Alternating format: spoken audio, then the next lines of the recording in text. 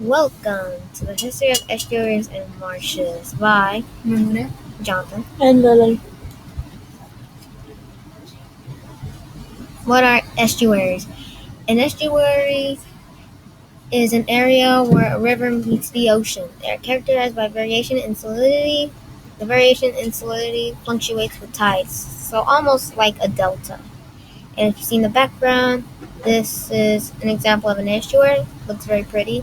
And on the bottom right, it's another example of an estuary. How are estuaries helpful to the environment? They are home to juvenile fish, crabs, and seagrasses. Estuaries are critical for survival. Birds, fish, and amphibians, insects, and other wildlife animals all depend on estuaries to live, feed, nest, and also get fed, like you can see in the image.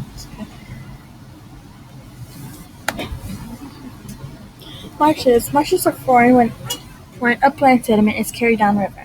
It can accumulate near ocean shorelines, and they are dominated by grasses, forbs, and rushes, as you can see in the background. Similarity between estuaries and marshes. Estuaries and marshes are both protective to the environment. They're also both deposits in sediment areas and provide an important habitat for crabs, birds, and mammals. If you see in the background, there's some birds about to fly away. And there's a map. There's a map.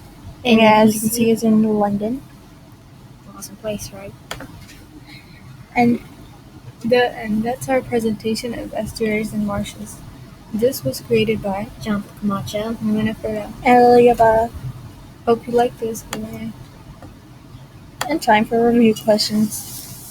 Review questions. We have some questions of estuaries and marshes. Question number 1. Estuaries are homes to what? To how are marshes and estuaries alike or similar?